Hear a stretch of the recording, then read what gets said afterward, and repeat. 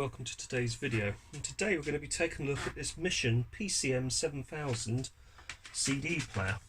It's one of my favourite CD players. Very expensive when new, from what I remember. Not what I bought this one new, but it still commands quite a reasonable amount on the second-hand market. It is working, but one of the problems I have is as follows. So it's powered on at the moment. If I press the eject button, this is what happens. I have to do that and tease the tray out. If I put it back in,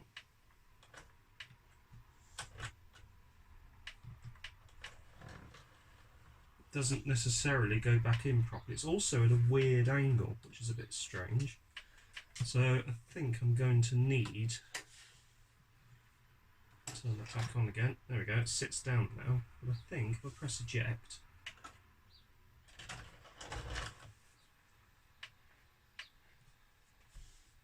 so you can hear the motor going there, and then it doesn't actually go back in properly. So I think what we're going to have to do is to take a look inside, see what's going on. It's held in with 4 cross-headed screws of quite a small head size. So let's get in there. I've unplugged it. Let's get inside. Take a look at that tray. It's probably actually too big. Let's try. We need one of these to do it. No, that's not going to work. Like this one.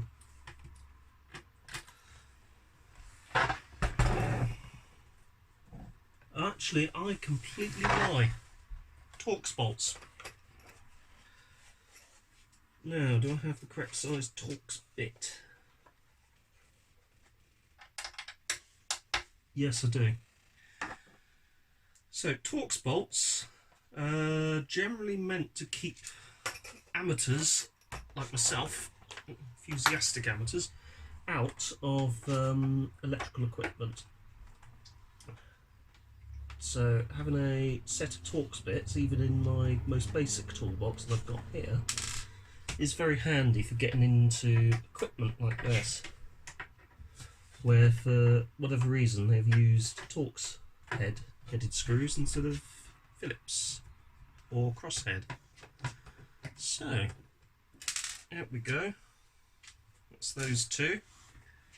Now we'll do the 2 on the other side. I've actually just noticed it's missing 1, so it looks like somebody's been in here before, which may account as to why that tray isn't aligned properly. Check along the back. There's one there.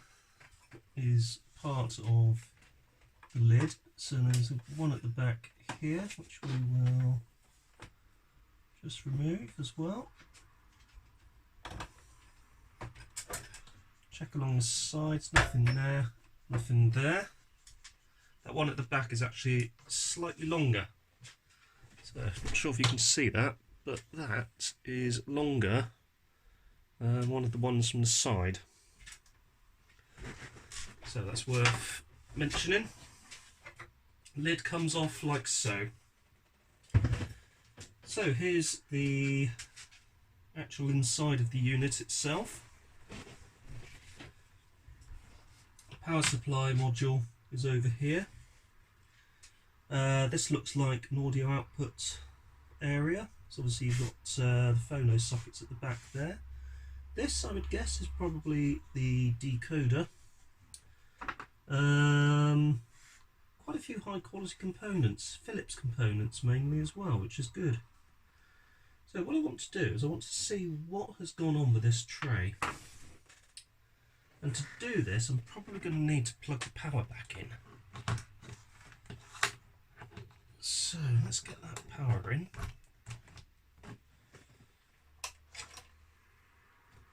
So it is sitting in there at a weird angle. It's almost like it's come off of one of its rails. So if I eject it,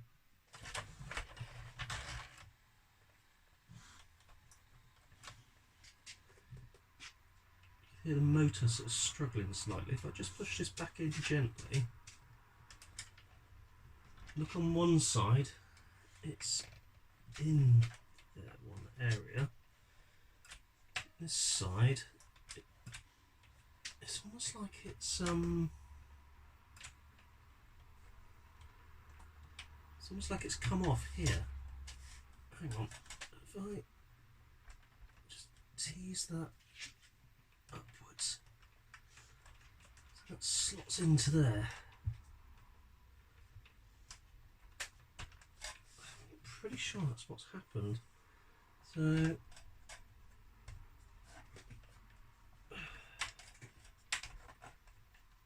have a look. I don't think that actually goes in there. I don't think it's big enough.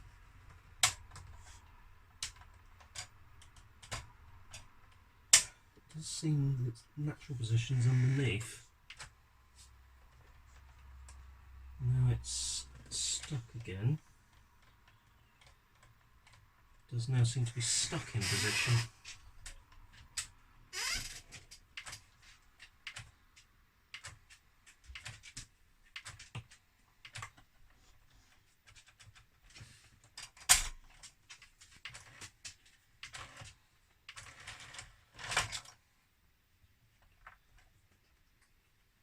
It's definitely at an angle. Yeah, it can't go into there because that isn't actually a slit. So that is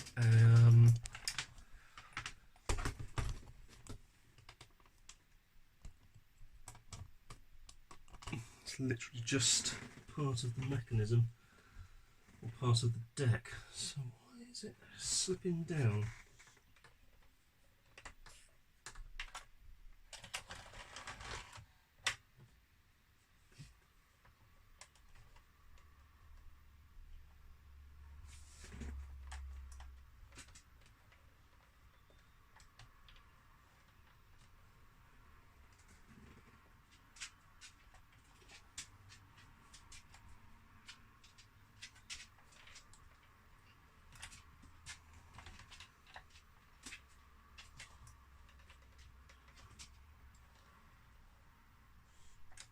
Seems to all be in the correct position, yet it seems like it's just sort of slipping downwards from, I can't tell why. Very bizarre.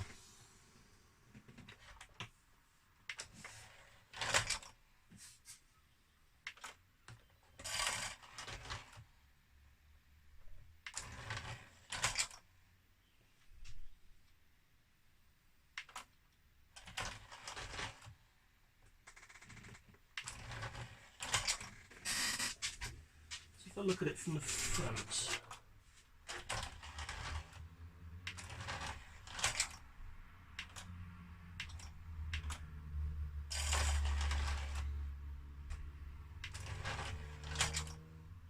is it possible that the whole thing...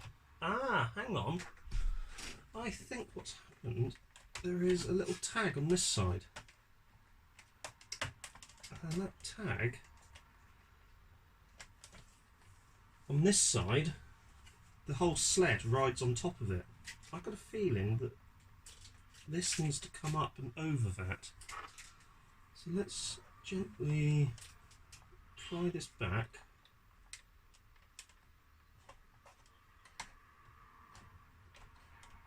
Like so. See if I can move the tray up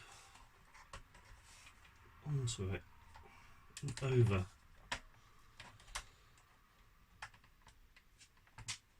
Try not to break the tray. There we go, that's up and over it, I think. Not yet, but it will be.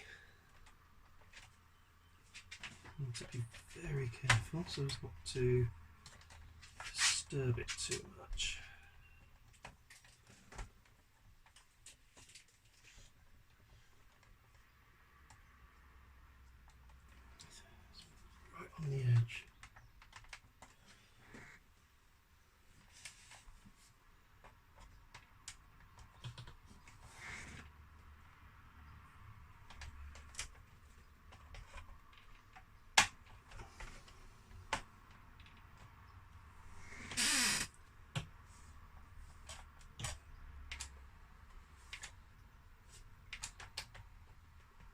if you do that, it's now not in the right position to go back in. If I put it back down again, it's completely flat at the moment. Put it back in.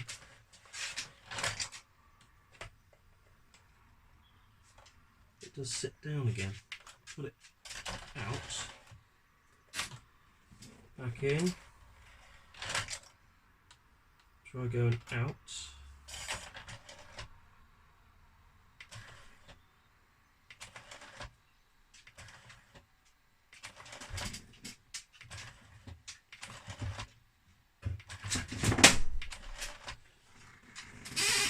A lot of motor noise.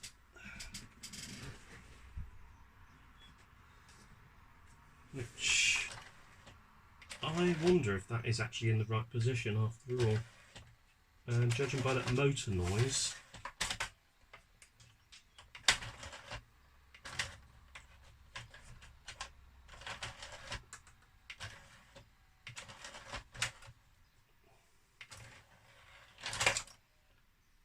I wonder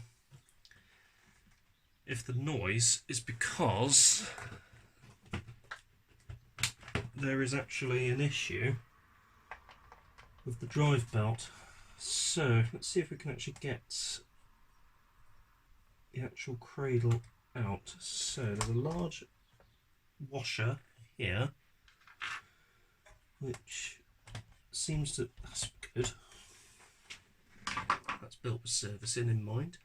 The whole cradle is held in by just that one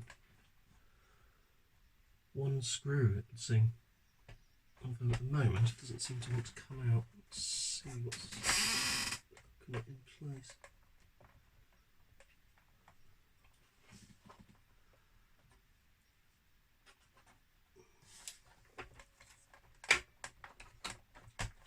So I might need to take the front panel off as well. That wouldn't surprise me.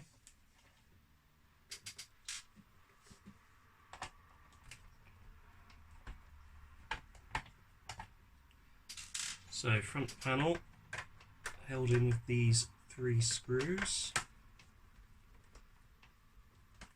There we go. And that just comes forward slightly like so. So that actually should be enough for me to go up and out. Perfect. So now we can actually have a look. So we've got a little motor here, little drive belt there.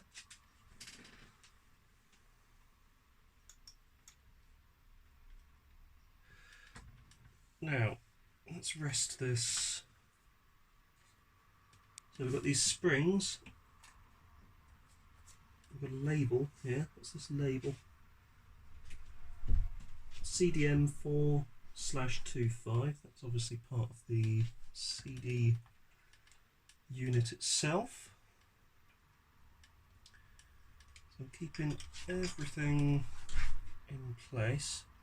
That belt is ever so slightly slack, so let's just rest this up here. Okay, let's have a look, see if we can find a suitable belt. Right, so I've literally just replaced the drive belt, and I've put the drive in loosely, so I'm going to power it back on and go for the eject. And go for the load, go for the eject, go for the load.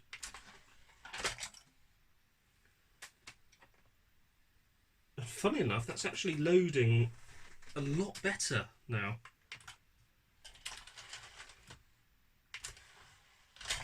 Yes, that is a heck of a lot better.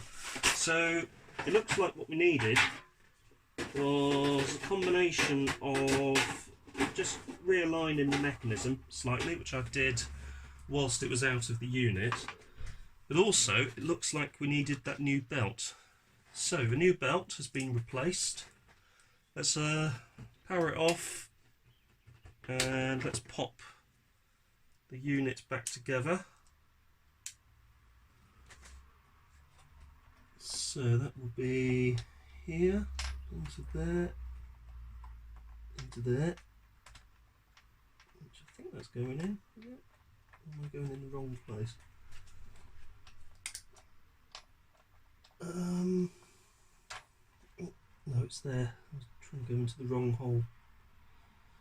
So, rather, I was trying to go into something that wasn't actually a hole, it was just a gap between the two parts. So that's back screwed in there. Let's go and do the front panel. So, front panel screws, funnily enough, they are the same size as the screws and the same type as the screws that attach the top mount.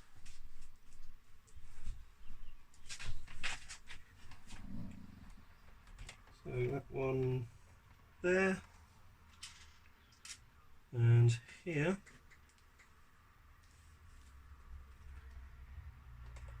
So that's back together.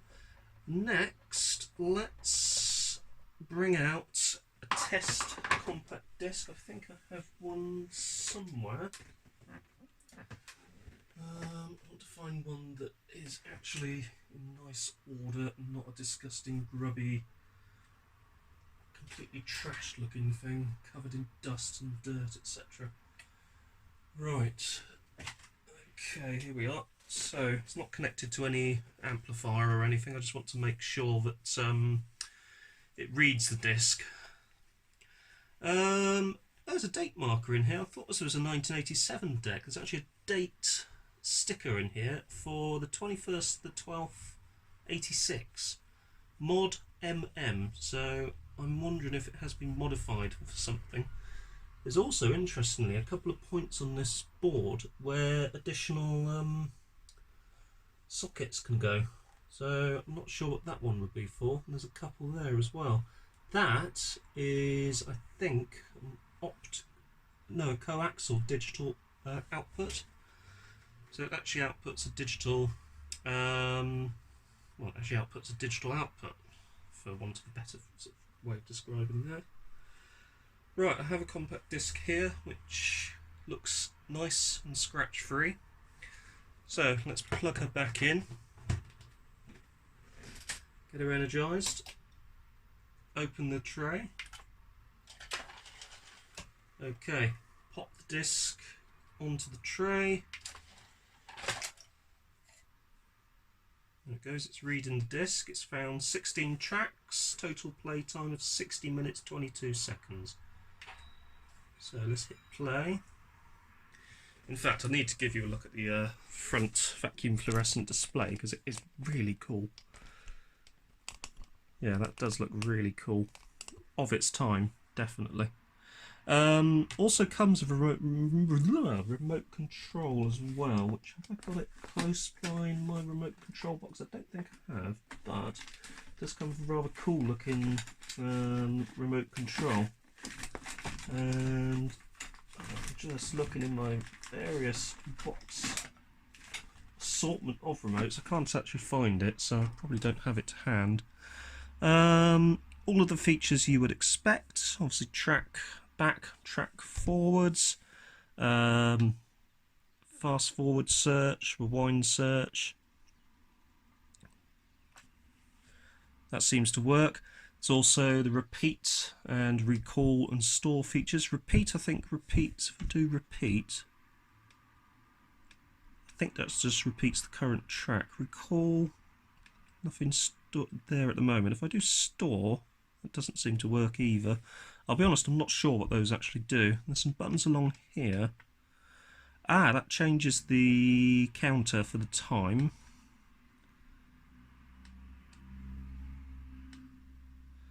So that's counting down from total time on the CD. To be honest with you, I'm not sure what that one is. And that one is current track time. Index. I don't know, let's try index. Let's try and store. No, that doesn't seem to do anything. I'm not going to lie, I don't know what that does. It seems to be a feature, Not sure what it's for. And it's doing everything that it needs to do, actually. It's searching for relevant tracks. So I go all the way up to, say, track 8. Yeah, it's finding that pretty quickly.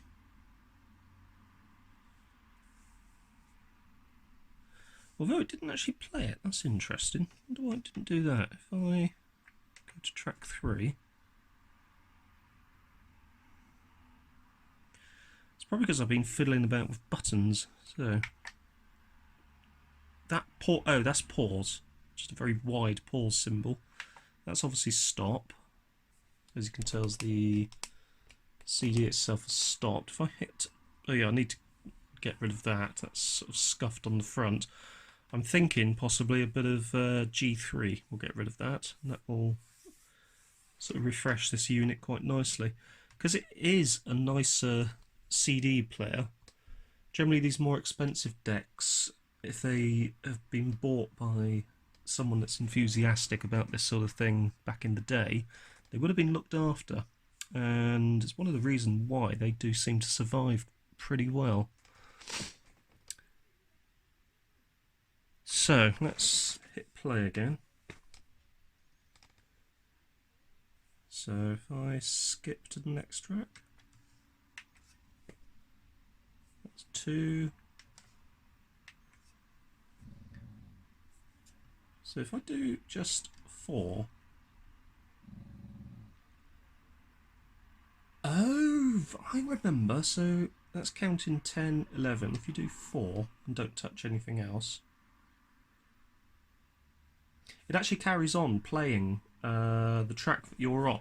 So you actually have to do track and play if you want it to play the next track. It doesn't just automatically skip to the next track, which is quite a nice feature if you don't want to accidentally skip a track.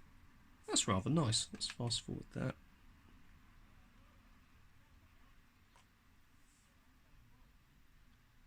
That does seem to be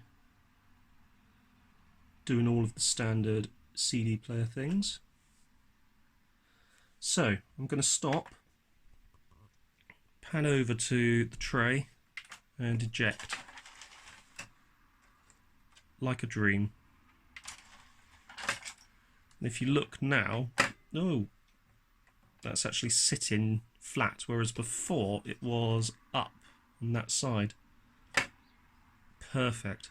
Very happy with that. That's another niggly fault resolved. So this can actually go, probably at some point this will actually be reattached to my amplifier, and I'll be able to play some CDs. A lot of people are into vinyl. For whatever reason, I quite like old LPs and singles. I don't know why I said vinyl. That seems to be the modern way that people describe it. In my day it was records. That day being the 1980s and 90s. But for some reason I also like CDs, especially earlier pressings where it was more exclusive to have a CD player. And thankfully a lot of the genres of music that I like are from that particular era where CD players were first sort of coming into sort of market, or first coming onto the market. But yeah, I'm really pleased with that. That's a lovely unit which will now live again. Just need to sort of keep on top of any sort of servicing items that it needs. Possibly at some point these electrolytics may need to be replaced, but to be perfectly honest with you, at the moment, if it isn't broken, I'm not going to do anything to aggravate it in any way. It will stay as it is. But for now, that's another little successful repair. If you have, let's pan round to me. If you have found this video useful, don't forget to hit the like button, don't forget to subscribe, don't forget to hit the notification bell and all the other things the YouTubers tell you to do. But once again, thank you very much for watching, and I will see you next time. And I will just pan in on this rather cool front display again before stopping the video. Thanks again, see you next time.